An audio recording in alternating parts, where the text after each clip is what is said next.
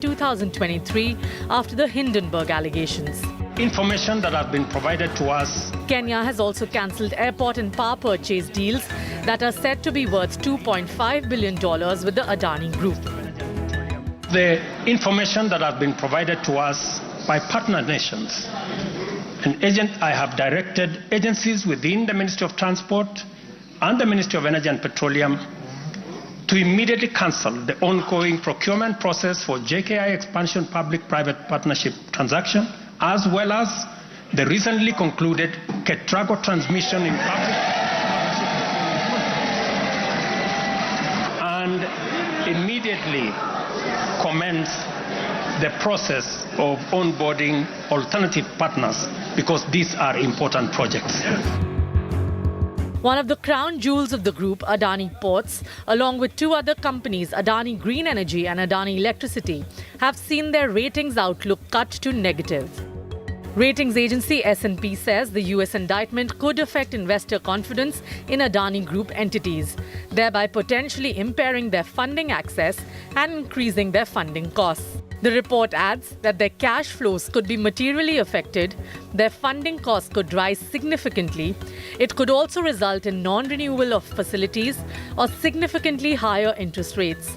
S&P also says the allegations could renew questions over the group's governance practices and damage its reputation. According to the agency, Adani Group needs regular access to both equity and debt markets given its large growth plans, in addition to its regular refinancing.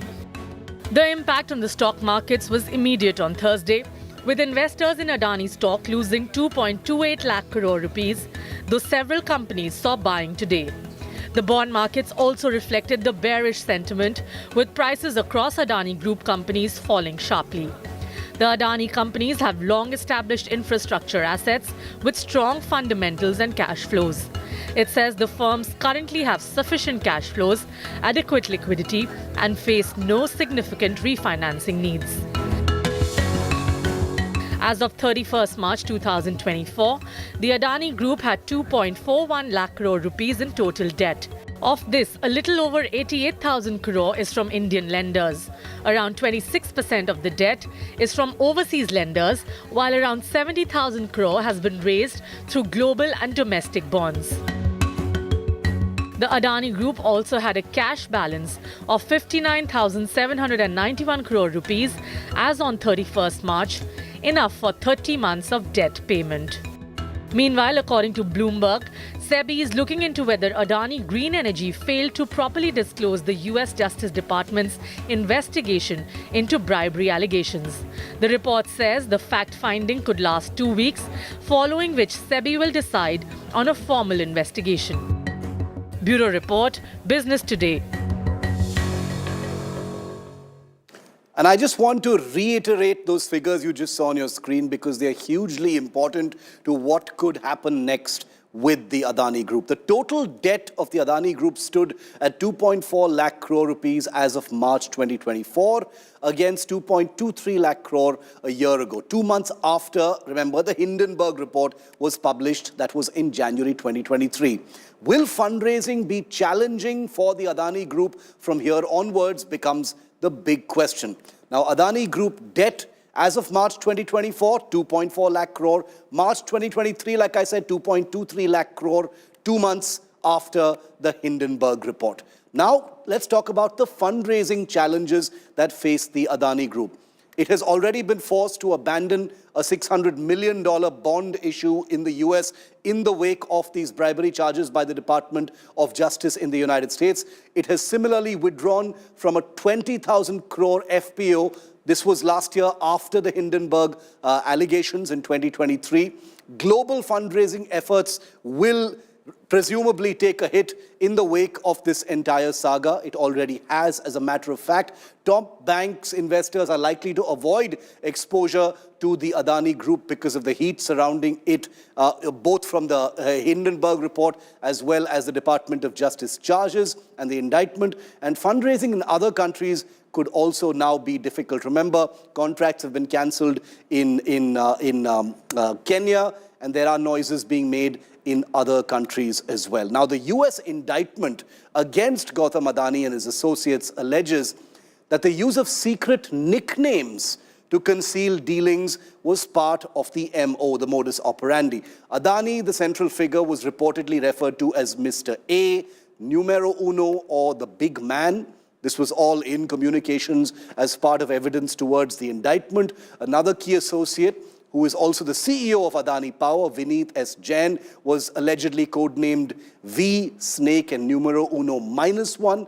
According to charges, these code names used in private communications were reportedly intended to obscure the identities of Adani and Jain while discussing their activities and facilitating bribes. Now, the code names that you've just seen right now, I've just read them all out, both Gautam Adani and Vineet S. Jain. Now, in the 48 hours since the Department of Justice indictment dropped and became public, there has been a vast number of conspiracy theories. And I just want to read some of them. We're not giving credence to any of these conspiracy theories. Some of these are wild. Some of these merit a little closer attention. But I'll just tell you what some of these theories really look like.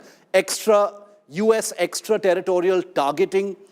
Remember that the United States sanctioned a former Bangladesh army chief in May 2024 before Sheikh Hasina's fall. That ex-army chief was sanctioned for alleged corruption in Bangladesh, not in the United States, but it was being done just before the regime change in Bangladesh. The United States had justified it, calling it strengthening democratic institutions of rule of law in Bangladesh. The Adani case, his prosecutor says, he's committed to rooting out corruption in the international marketplace. The other very familiar conspiracy theory is linked to billionaire philanthropist George Soros. Is there a link there?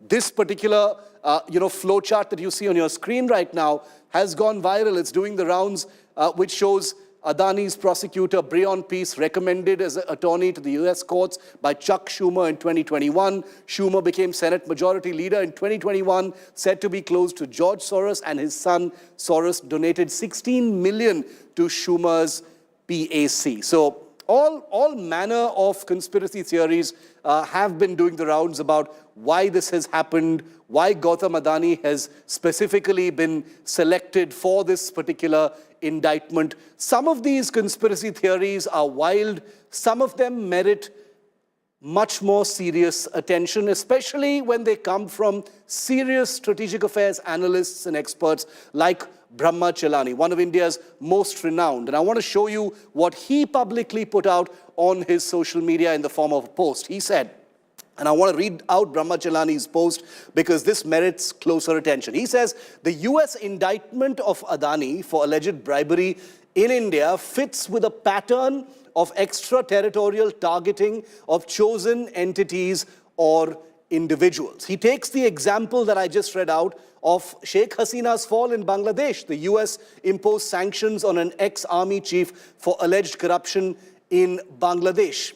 Now, while the US justified its sanctions on General Aziz Ahmed by citing a geopolitical goal, which was strengthening democratic institutions and the rule of law in Bangladesh, it has linked its charges against Adani to Adani's company having raised $175 million from US investors for a $6 billion investment in solar power project, energy projects in India. The total bribes the company paid in India, as alleged in the indictment, were higher than the comparatively paltry capital it raised in the United States. Now, I do want to say from us all here on India Today, we believe that an investigation on all fronts must be conducted in a free and fair manner if it is merited, whether it is by the SEBI, perhaps by the Supreme Court itself, to see what these charges really mean. There are reports, including on Bloomberg, to suggest that an informal inquiry has already been started by the Securities and Exchange Board of India,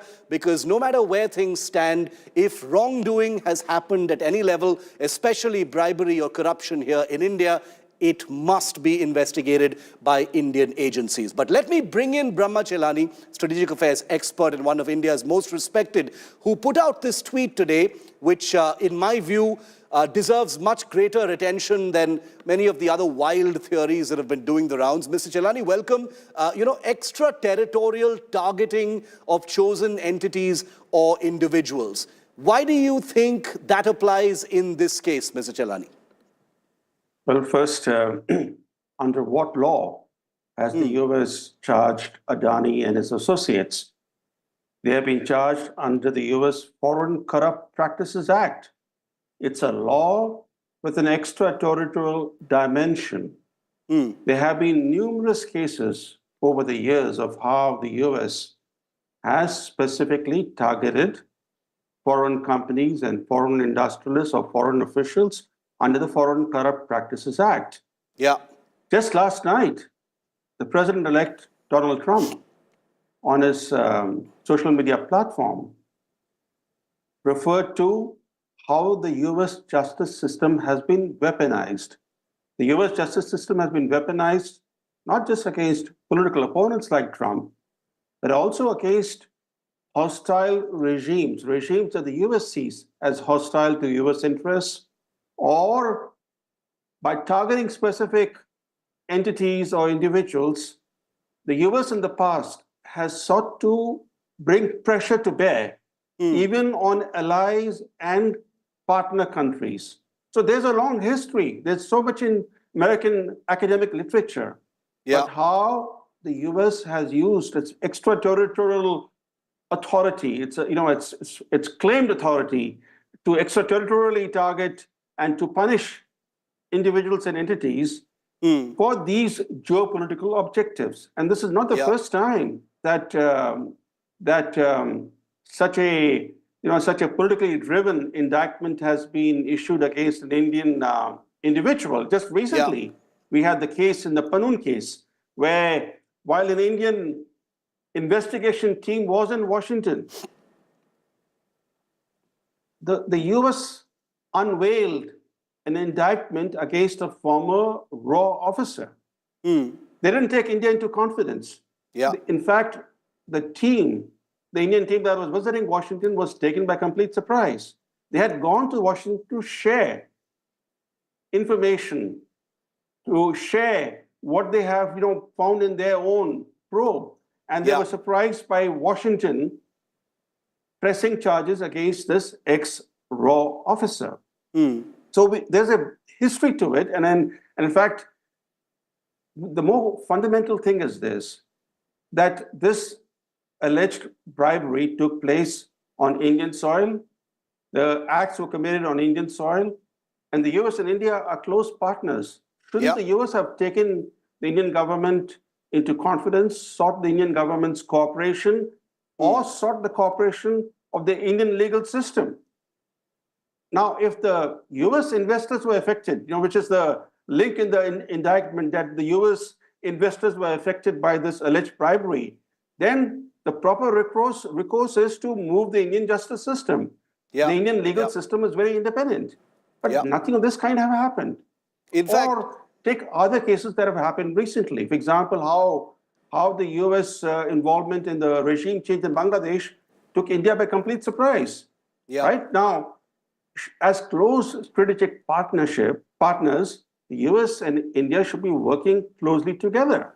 But we have seen how in the twilight of Biden's presidency, especially given how his cognitive decline has become more and more apparent, some in his team have sought to work in ways that undercut this emerging informal alliance between the US and India. This alliance, informal alliance, is pivotal to equilibrium in the Indo-Pacific region. Mr. Chelani, Kanwal Sibal, former foreign secretary, has actually made a comment on your tweet vigorously agreeing with what you've said. And he also adds, and I wanted to, get you in on that aspect as well. He says this is sheer high-handedness and abusive use of US power. Like you've just said, Mr. Chelani, Kanwal Sibal also says, and I quote, if the US has information on acts of bribery, they should move the Indian legal system. The indictment is against an Indian national for acts committed on Indian soil. The extraterritorial jurisdiction claimed by the US violates the sovereignty of other countries. If US investors are affected, they should seek redress from Indian justice. I wanted to ask you, what is the intent of this extraterritorial targeting? In a couple of other social media posts. Kamal Sibal also talks about how China gains in all of this. Could you touch upon both of these issues, sir? Well, how China gains is apparent from Kenya's decision yesterday to scrap these multi-billion-dollar contracts with the Adani Group and then to seek new partners in those projects. The new partners, more likely than not, are likely to be Chinese companies, because we have to keep in mind one thing, that China has these mammoth corporate entities, all of them all state-owned and state-run, that do this infrastructure work overseas under the Belt and Road Initiative. Yes. In India, we don't have those big players. The only big player in the infrastructure sector has been the Adani Group. Infrastructure projects, as you know, Shiv, are highly capital intensive. And whether we like Adani or not, I don't know the Adani Group at all, but they are playing a central role in infrastructure development, both at home in India as well as overseas. Yeah. So when Kenya, for example, removes the Adani Group from its projects, there is no competing Indian corporate entity that can actually fill the vacuum in Kenya. It's more likely to be some Chinese, not one, maybe more than one Chinese entity that will come in. So this is how India is losing out to China. Or, for example, how the White House has been playing the Khalistan card on the eve of Modi's visit to the US in September for the Quad Summit, where he met with Joe Biden. On the eve of the Quad Summit, the White House hosted Khalistan militant leaders and then publicized the meeting. And at that meeting, according to what the White House publicized, senior administration and intelligence officials briefed these Khalistanis. Now, what message were they seeking to send to India? So it goes back to my original question, that are some in Biden's team, by taking advantage of the president's apparent cognitive decline, working to derail the budding US-India strategic partnership? For example, this indictment against Adani is widely seen as politically driven and will have, mark my words, will have a bearing on US-India collaboration and mutual trust unless the incoming Trump administration drops the prosecution. And forget about what we are saying here. Look at how the US media has reported these charges against Adani. For example, the New York Times, indirectly talks about this indictment having received the political go-ahead from Washington. It says that in its reporting that it's unclear how the US Department of Justice under the incoming Trump administration will, it's unclear how this Justice Department will pursue the case against Adani. And it mentions that President-elect Trump has spoken against the Foreign Corrupt Practices Act, which is at the heart of this indictment against Adani and company. So there is a politically driven element. Just there was a politically driven element behind the indictment against the ex-RAW officer. We should not forget that it cannot be the work of an independent district attorney in New York.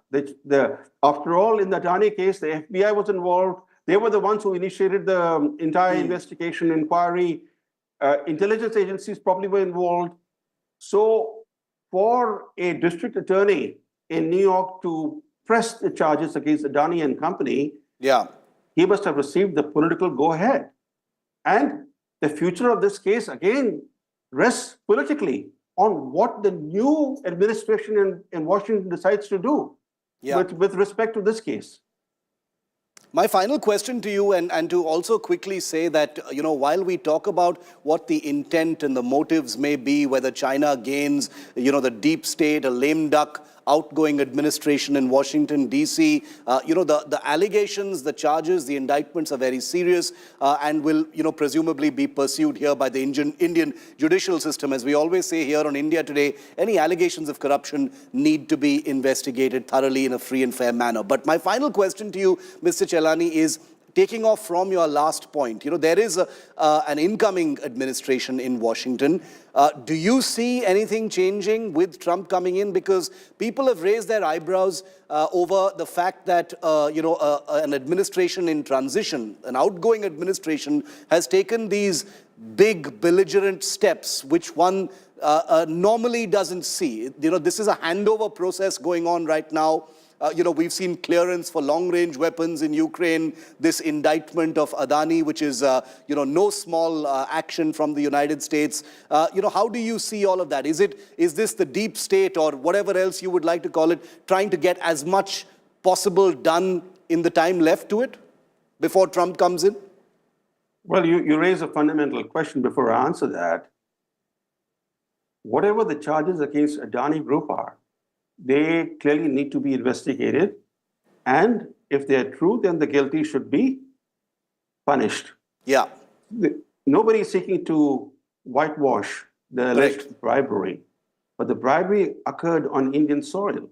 And it's incumbent on the Indian government and the Indian agencies, as well as the Indian legal system, to take this forward and investigate and also file charges if there's any evidence of bribery. Having said that, there's been a troubling trend in Washington in the twilight of Biden's presidency. And ironically, after he was forced out of the presidential race by the Democratic Party elites because of his cognitive decline, in the last 5 months, we have seen these, major developments, from the regime change in Bangladesh to playing the Khalistan card against India, to filing an indictment against the next raw officer, and now this indictment against Adani. There seems to be a troubling element to all this, which begs the question whether the incoming Trump administration will be able to change the course. Because everybody knows that Trump and Modi enjoy a warm equation. Yeah. And unlike in large parts of the world, especially in Europe, the Trump victory has been widely welcomed in India. In fact, many in India see the Trump administration as something that was much needed for the U.S.-India relationship to regain its momentum. That momentum in the U.S.-India ties has stalled in recent months. So reviving that momentum requires new political direction in Washington. And many hope that Trump administration will be able to do that. But unfortunately, there is one element we should not forget, which is that the deep state in the US is very strong. And in Trump's first term, the deep state placed Trump at the receiving end. There were so many things going on against Trump that helped undermine his presidency in the first term. The Russia collusion hoax, the 2 impeachments against him. Now now Trump is saying he wants to deal with the deep state. But will he be able to deal with the deep state? Because the deep state is so powerful that they might, like in his first term, again place him at the receiving end. Yeah.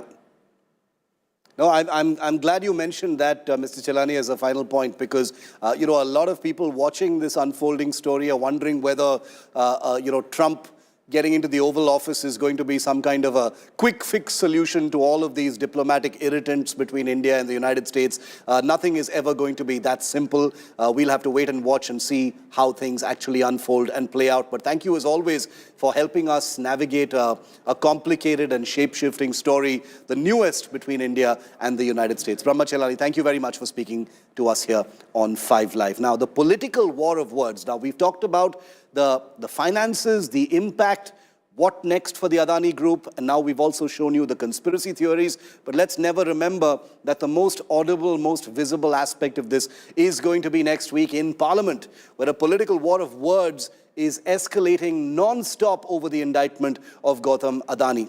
Opposition leaders have denied all allegations that their states, that is the BJD, the DMK and Congress-ruled states, were recipients of bribe money. The BJD is tight-lipped and say that they will clarify after an internal discussion. The DMK and the Congress says we've done nothing wrong. Take a look at the latest.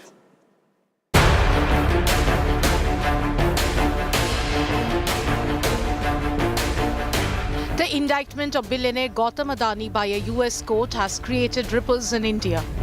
Adani is facing trial in New York for not disclosing to American investors information about bribing government officials in India. At the heart of the scandal is a solar power deal between Adani Green Energy and the Solar Energy Corporation of India, or SECI, which in turn struck deals to supply power to Andhra Pradesh, Tamil Nadu, Odisha, Chhattisgarh and Jammu and Kashmir. 3 out of the 4 parties that were in power in the states have reacted to charges that government officials were offered 2,029 crore rupees in bribes by the Adani company to seal the deals. Jagan Mohan Reddy was the Chief Minister of Andhra Pradesh when the deal to buy 7 gigawatts from SECI was struck. The US indictment alleges 1,750 crores were offered for this deal.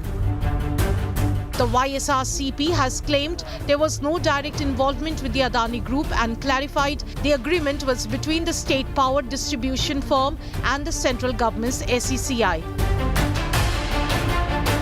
Current Andhra Pradesh Chief Minister Chandrababu Naidu, the arch-rival of Jagan Reddy, is treading cautiously. Andhra Pradesh Pratishtha brand కూడా దెబ్బతినే విధంగా ప్రవర్తించారు. మనం ఏ విధంగా చెప్పుకోగలుగుతాం అనే పరిస్థితి వస్తుంది. వాస్తవాలన్నీ వచ్చిన తర్వాత ఎప్పటికప్పుడు అవన్నీ కూడా అధ్యయనం చేసుకొని ఏం చేయాలో చేస్తూనే మళ్ళా మీకు ఇన్ఫార్మ్ చేస్తాం. The DMK, which is in power in Tamil Nadu, dismissed allegations of bribery. 1500 megawatt மின்சாரம் கொள்முதல் செய்வதற்கான ஒப்பந்தங்கள் செய்யப்பட்டன. அதுவும் solar energy corporation of India limited மத்திய எரிசக்தி துறையினுடைய ஒரு அங்கம், அதனுடைய நிறுவனம். அதில் தான் ஒப்பந்தம் செய்யப்பட்டிருக்கிறது. ஏன்னா தமிழ்நாட்டை பொறுத்தவரை அதானி நிறுவனத்திற்கும் தமிழ்நாடு மின்சார வாரியத்திற்கும் எந்த விதமான நேரடி தொடர்பும் இல்லை. Former Chhattisgarh Chief Minister Bhupesh Baghel blamed the previous BJP government under Raman Singh for the deal. Chhattisgarh में जितने भी अडानी को खदान मिले हैं, पावर प्लांट मिले हैं, वो सब भारतीय जनता पार्टी के शासनकाल में या तो राज्य सरकार में रमन सिंह जब मुख्यमंत्री थे तब मिला, या केंद्र सरकार में 2015 में 14 के बाद जब प्रधानमंत्री बने मोदी तब उसके बाद मिला है. The BJD, which was in power in Odisha, has remained tight-lipped. ये अदानी इशू पे हम अभी नहीं बोलेंगे. सुनिए सर, एक मिनट नहीं बोलेंगे भाई साहब, क्लियर नहीं हुआ है वो. जब क्लियर होगा सेकंड हाफ पे करेंगे. With the US indictment claiming bribery in India, the big question is, will there be a probe here? An investigation can be ordered by any of the states or the central government. But so far, all have kept silent on that. Bureau Report, India Today. And in a season of humiliations, the most epic humiliation for Justin Trudeau came, ironically, from his own government. In case you haven't seen it already, I'll tell you all about it after this break. Stay with us.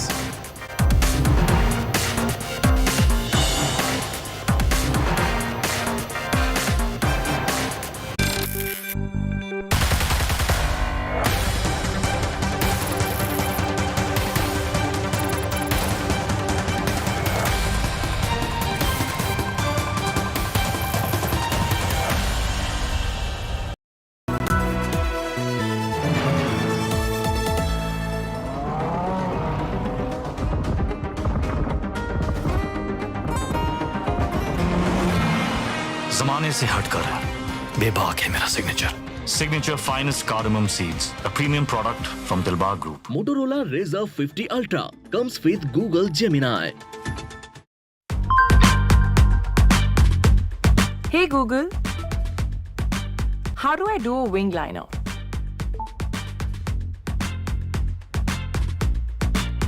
AI Ray. Flip the script with the new Motorola Razr 50 series. Hello, Moto. Motorola Razr 50 Ultra comes with Google Gemini. Hi, I am AI anchor Sana, bringing the top headlines for you, presented by Motorola. JP Nadda writes to Congress President Mallikarjun Kharge, accuses him of spreading lies on the situation of Manipur.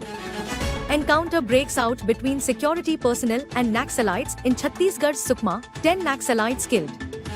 Rajnath Singh meets Japan's Defense Minister General Nakatani in Laos.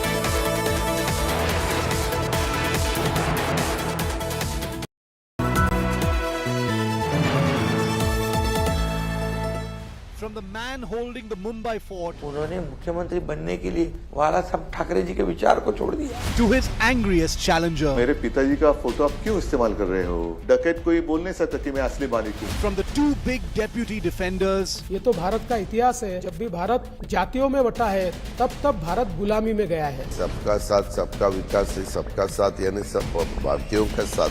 To the old Maratha war horse. I have handled my constituency to like that. From Maharashtra's old guard. Sharad Pawar साहब जब मुख्यमंत्री थे, उन्होंने maximum पार्टियां तोड़ी। To Maharashtra's young challenger. I think everybody knows Mahayuti is no longer Mahayuti, it's Mahajuti. Every warrior in the Maha election, first and exclusive on India Today.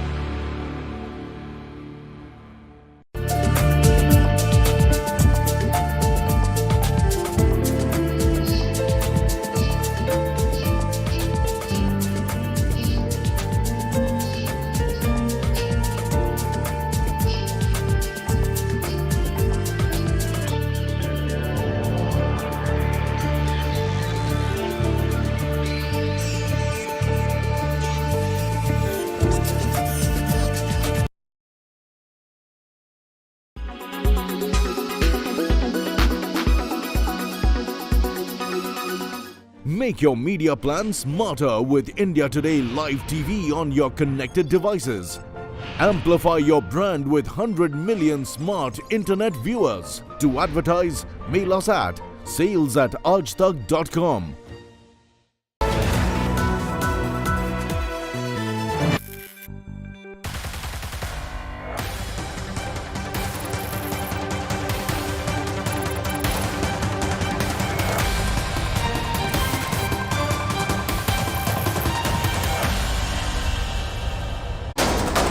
Justin Trudeau's big U-turn.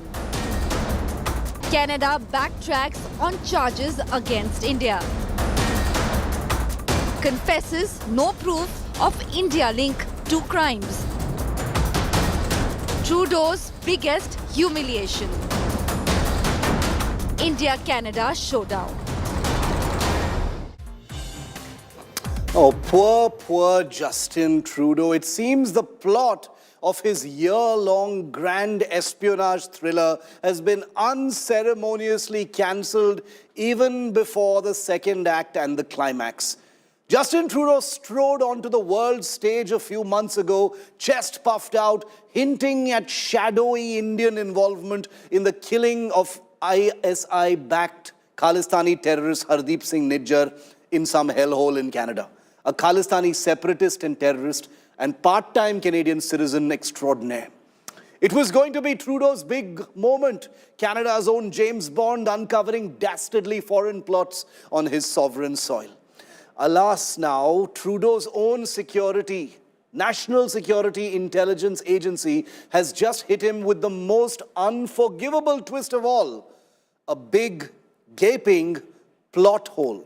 Yes, the very folks mandated with knowing what's going on in the murky world of spies and statecraft have poured cold water, humiliating cold water, on the claims Trudeau and his ministers have been all but shouting from the rooftops about for the last few months. Not aware of any direct links between the Indian Prime Minister, the External Affairs Minister, or even the National Security Advisor with Hardeep Singh Nijjar's demise, they now say in a public press release. How embarrassing is that? Remember those strategic leaks to newspapers in the US and Canada over the last couple of years, viewer? Of course you remember that. We've been reporting them. The ones that conveniently pointed fingers at India with all the subtlety of a Bollywood action sequence. They had Trudeau practically smirking in the House of Commons, demanding answers from India as if he were presiding over an international courtroom drama. Now it turns out that the star witness, the Canadian intelligence community, might not even want to testify. They've thrown Trudeau under the bus. Trudeau's theatrics have already led to diplomatic brawls, trade disputes, violence on the streets of Canadian cities, and the enormous souring of Canada-India relations. Canadian diplomats were unceremoniously thrown out of Delhi a few weeks ago, and Indian visa services for Canadians were paused indefinitely. But hey, at least Trudeau had those leaks, right? If there's a silver lining here, it is that Canadians are now free to imagine what Trudeau might say next. Perhaps he'll claim the intelligence community in Canada has been infiltrated by rogue agents loyal to India. Maybe Amit Shah is now controlling Canadian intelligence. Or maybe he'll accuse India of hiding their secret plans on cricket scoreboards. Well, one thing's for sure, whatever Trudeau comes up with next, it's bound to be just as entertaining, if not as believable. And if you're wondering why this change of heart, other than India's contemptuous and regular clapback at Trudeau's tomfoolery and clownish diplomacy, let's not forget the geopolitical winds shifting down south. With a Trump administration headed into the White House, Trudeau now realizes that his once comfortable perch as the US's woke little brother isn't so secure anymore. Under Biden, Trudeau could count on a neighbor whose general disinterest in rocking the boat on anti-India issues like Khalistan left Canada plenty of room to stir up drama about Khalistani terror. The United States, in fact, wasn't just indifferent, it even had a direct hand in it. But Trump, oh, he's a different beast altogether. Love him or hate him, he's unlikely to play this Khalistani game that Trudeau's becoming obsessed with. Trump has never been one to mince words about radical movements, and he certainly isn't likely to lose sleep over Trudeau's hurt feelings on Nijjar's activism. In fact, Trump's previous coziness with Narendra Modi might leave Trudeau sweating bullets about what happens when the US not only stops tolerating his anti-India antics, but actively, potentially undermines them. Suddenly, Canada looks less like a righteous defender of human rights and more like the guy yelling into the void while everyone else moves on to more profitable adult relationships and partnerships in the world. And maybe, just maybe, Trudeau is starting to realize that he's lost all global credibility. It's the end of his political identity and career. He's bet the farm on a relationship with a rising nation like India. This sudden change of tone, letting his own intelligence agency publicly disown his accusations against India, could be the first step in a long and very awkward walk of shame journey towards damage control, if that were even possible on Trudeau's watch. After all, with diplomatic relations with India already in tatters, Trudeau cannot afford to keep poking the tiger. If Canada wants to salvage even a shred of its economic ties with India, a full-blown U-turn might be the only option left.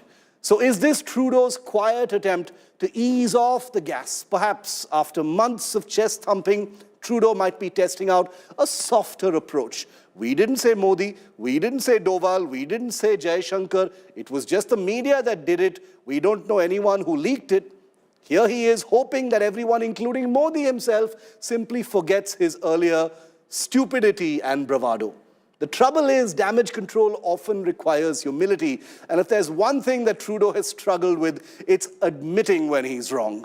Still, desperate times call for desperate measures. And with his own intelligence agency effectively pulling the rug out from under him, Trudeau may have no choice but to start tiptoeing towards the exit of this geopolitical mess that he's made. The Canadian Prime Minister isn't having a great political season. That's why, when our law enforcement and intelligence officials began pursuing credible allegations that... After opening a dangerous diplomatic front with India over the killing of a pro-Khalistan terrorist in Canada, Justin Trudeau's escalations have now exploded in his face. 2 days after one of Canada's biggest newspapers carried the latest Trudeau government leak, quoting Canadian security agencies to link Indian Prime Minister Modi to the Nijjar killing, the Canadian government on Friday stated that there is no evidence to connect Prime Minister Narendra Modi or any of his top officials to any criminal activity in Canada, including the killing of Khalistani terrorist Hardeep Singh Nijjar. But the leak to the Canadian newspaper wasn't a stray piece of planted information, but supported by claims made by Trudeau government ministers and senior officials. Well, there was definitely a threat, and that's exactly why the RCMP decided to take the extraordinary measure of making public the fact that Canadians were being intimidated, victim of extortion, or even receiving death threats because Indian agents or agents and diplomats from India were linked to these criminal actions. And also, literally, Trudeau himself. They met with Indian officials to share RCMP evidence which concluded 6 agents of the Government of India are persons of interest in criminal activities. And despite repeated requests to the Government of India, it has decided not to cooperate. While the Trudeau government's on-record claims have steered clear of naming the Indian Prime Minister or ministers, it has regularly conducted its diplomatic attacks on India via unsubstantiated leaks to newspapers. Including this headline in the Washington Post and this plant in the Globe and Mail naming Indian Home Minister Amit Shah. The denial from Trudeau's own National Security Intelligence Agency isn't just an embarrassment, but a major U-turn, one that turns this entire saga on its head. The question now is, what has triggered this change of heart after more than a year of a smear campaign against India? Bureau Report, India Today. It's a country rooted in the rule of law, and the protection of our citizens is paramount. And let's try and make sense of this. 2 days after the Globe and Mail, a Canadian newspaper, quotes Canadian security agency officials as saying that they suspect a direct link between Prime Minister Modi and the conspiracy to kill terrorist Hardeep Singh Nijjar. Now you've got the National Security Intelligence Agency say they are not aware of any such link and that all of this is speculative. It's a huge U-turn and quite embarrassing. It's a very, very explicit statement that's come out. Let's make sense of it. Joining me live, India Today Managing Editor Gautam Adani. Also live with us from Canada is Terry Malusky. He's a senior Canadian journalist and author who's been joining us on our coverage of this entire diplomatic spat for many, many weeks now. Gautam and Terry, welcome. Gautam, quickly to you first. This statement from the Trudeau government's National Security Intelligence Agency is embarrassing. It comes just 2 days after, a very, very big sort of thundering Canadian media report naming Prime Minister Modi. Shiv, Canada has been leaking like a sieve. In fact, their ministers have gone on record to say that they were leaking information to American media. It remains to be seen whether this was leaked by some minister or official to the Daily Globe and Mail in Canada. But these are just half measures they've taken. Do keep in mind that they also had leaks that named India's Home Minister Amit Shah. They also had leaks and, of course, officials going on record to say that India's High Commissioner to Canada and other diplomats are persons of interest. So Canada is trying to be too clever by half. It's trying to perhaps test waters to see how India responds to this. But, you know, India is treating Canada with the contempt a government like Justin Trudeau and an administration like his deserves. The manner in which they've leveled all these allegations without an iota of investigation or evidence being put out in public domain for over a year, saying they have credible allegations and yet not sharing any evidence that could be admissible in a court of law. In a rule-based order, they need to produce evidence that is admissible in a court of law and not just leaks of intelligence agencies that may or may not hold true. And a country like the Canada that has actually taken no action against terrorists, as Terry can tell you better, a country that's a handmaiden of Khalistani terrorists and separatists, clearly it does show Justin Trudeau and his administration in very poor light, but half measures all the same. Terry, bringing you in on this, how are you reading this statement? You know, it's not a wishy-washy, woolly statement. It's pretty straightforward. It says, the National Security Intelligence Agency is not aware of any, links with the Indian Prime Minister, and the crime at the center of this entire diplomatic spat. What are you making of this, Terry? It seems to me that a small thing has happened, not a very big thing. Canada has in no way taken back its accusations, its credible allegations. It's still standing by that. The only small thing that has happened is that an anonymous source told the Globe and Mail that the Prime Minister of India himself was also a suspect, as well as the Foreign Minister Jaishankar and the National Security Advisor Ajit Doval. And what has happened now is that officially a named spokesman for the government is saying, no, that's not our position. They're still naming Amit Shah, the Home Affairs Minister. Yeah. All that's happened is that they are denying an anonymous report that these other eminent individuals were involved. That's all that's happened. Trudeau has not taken back anything that he said. The Canadian government as a whole has not taken back its accusations that agents of the government of India were involved in the murder of Nijjar. Apologies for interrupting you, but why the need to clarify on an anonymously quoted report? That's unusual. You know, if it quoted a specific agency or a specific individual, then I can understand a rejoinder or a correction or a denial. But this seems to be an effort to bring it down. And I don't agree with you when you say that it's a small clarification. I mean, this one practically names the Prime Minister. I mean that it's not as big as you make it out to be, that's all. I'm saying that what has happened is simply that an anonymous report has been denied on the record. That's what's happened. But it would be a mistake to think that either Trudeau or the government of Canada has withdrawn the allegations that it has made on the record against the government of India, to include Amit Shah, the Home Affairs Minister, and obviously a very important person at the right hand of Prime Minister Modi.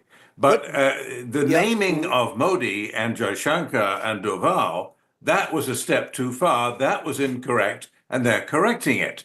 Now, we don't know all of the facts behind these statements. We don't know who it was who told the Globe and Mail what apparently is an exaggerated story.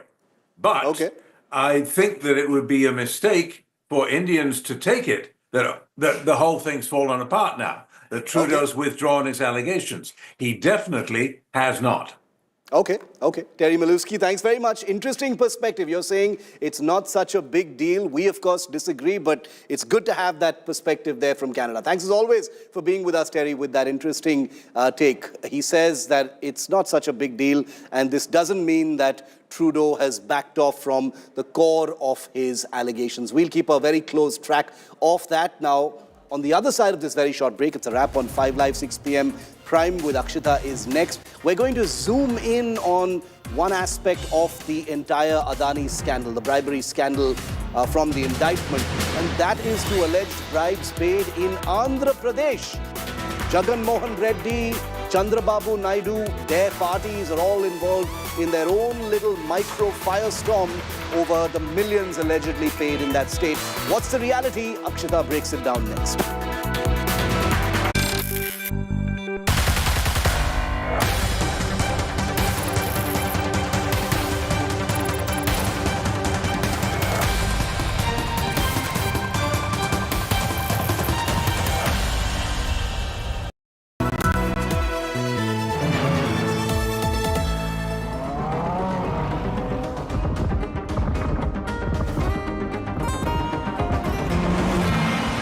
जमाने से हटकर बेबाक है मेरा signature finest cardamom seeds, a premium product from Adani Group. Motorola Razr 50 Ultra comes with Google Gemini. Hi, I am AI anchor Sana, bringing the top headlines for you, presented by Motorola. Supreme Court issues notice to CBI and ED on Manish Sisodia's bail relaxation plea in Delhi excise policy case. Several dead in gas leak at fertilizer plant in Maharashtra's Sangli. Supreme Court seeks Gyanvapi Mosque Committee's response on plea for ASI survey of sealed area.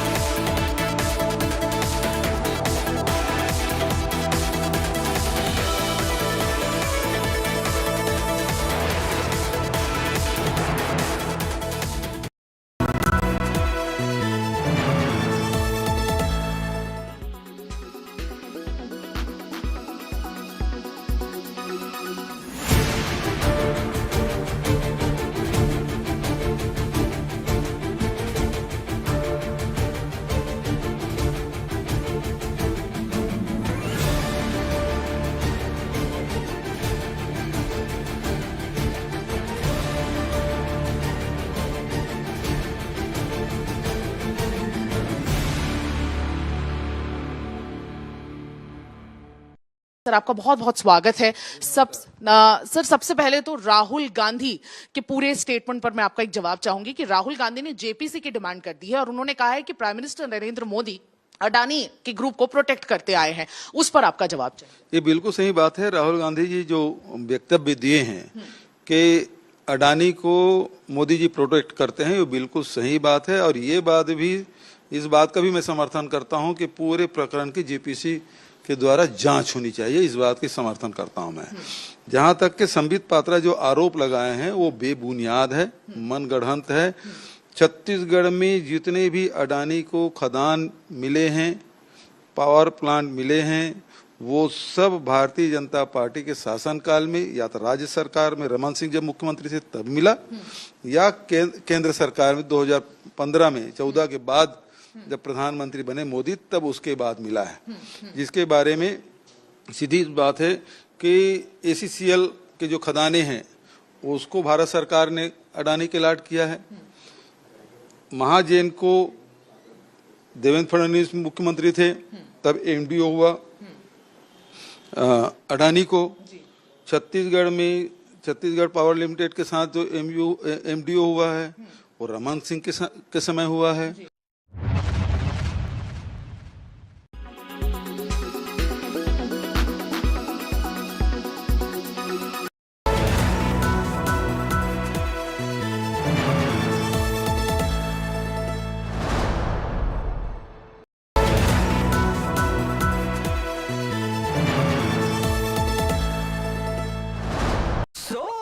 Sorry.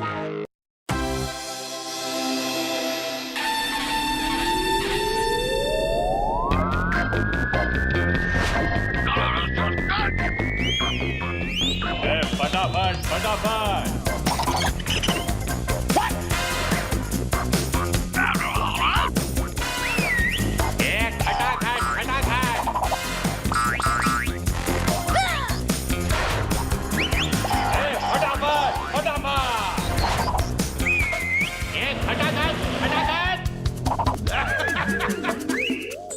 फटाफट फटाफट एक खटाखट खटाखट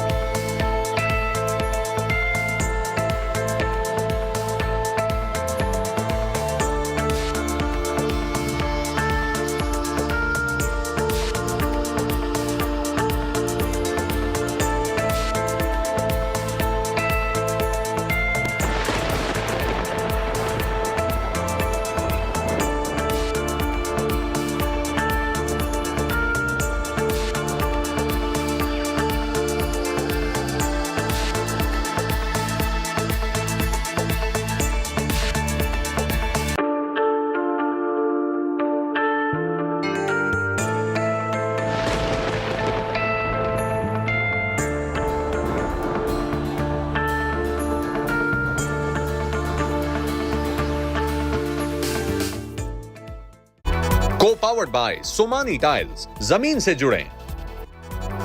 Mahindra Electric Origin SUVs. Monte Carlo, it's the way you make me feel.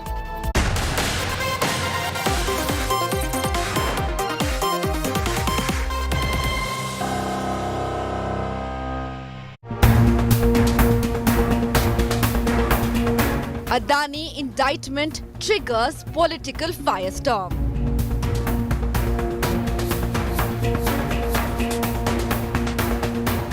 Amit probe and arrest demand. Opposition in dock over states named in bribe gate.